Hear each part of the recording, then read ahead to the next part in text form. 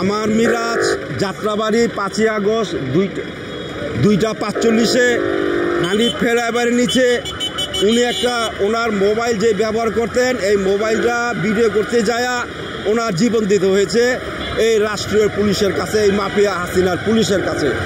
আপনারা দেখেছেন আঁঠু গেড়ে প্রতিযোগিতা করে নিশানা করে কিভাবে মার বুক খালি করছে। তাই প্রত্যেকটা পুলিশ যাতে আইনের আওতায় আইনে তাদেরকে যাতে ফাঁসির মঞ্চে দাঁড় করায়, তাহলে আমরা শহীদ পরিবার কিছু হলেও শান্তি পাবো। আন্তর্জাতিক যে একটা আইন আছে, সারা বিশ্বে যে আইন আছে, এই আইনকে ধারণ করে মাফিয়া হাসিনা যেখানে থাকুক, শুধু মাফিয়া হাসিনা না, যারা এই জুলাই হত্যার সাথে যারা যারা দায়িত্ব পালন করছে সবাইকে যাতে আইনের কাঠামোতে ভারত থেকে তাদেরকে ফিরায় নিয়ে আসে। আরেকটা জিনিস, এই হাসিনার কালো টাকা সিজ করতে হবে, নাইলে আরও মানুষ আরও যাতে কার মার জীবন চলে যায় বাসের ভিতরে।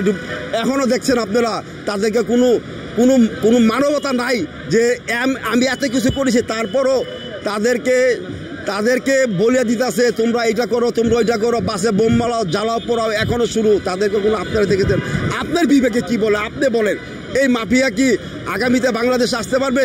আসলেও জনতা তাকে ছাড়বে না। যারা আগামীতে পার্লামেন্ট আসবেন রাষ্ট্রীয়ভাবে, তাদেরকে যে ভারত থেকে টেনে হেসড়ে আইনের মাধ্যমে, আন্তর্জাতিক মাধ্যমে তাদেরকে যাতে নিয়ে আসে বাংলাদেশে, যে তার মোবাইলে ভিডিও করেছিল দেশবাসীর জন্য জানানোর জন্য।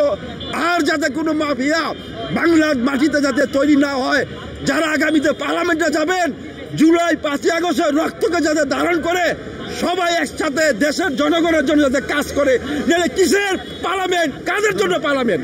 আজকে তো এখানে আমার আসার কথা ছিল না, আমি কেন এখানে আসবো? আমি একই জন্য আসি যে গণ চালিয়েছিল সারা বাংলাদেশে।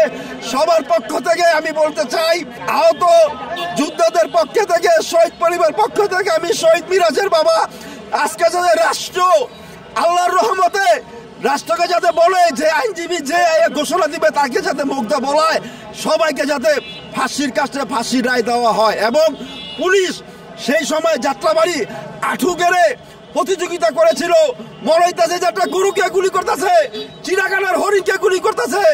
এই জন্য কি এই দেশের জন্য মানুষ আপনার জীবন দিয়েছে? আমি আপনার মাধ্যমে দেশবাসীর কাছে বলতে চাই, প্রত্যেকটা থানার পুলিশ একটাও যাতে বাদ না যায়, আইনের আওতা যাতে সবকে আইনের যে শাস্তিটা পাবে সর্বোচ্চ শাস্তি আমি দাবি করছি আপনাদের মাধ্যমে দেশবাসীর কাছে, বিচারকের কাছে।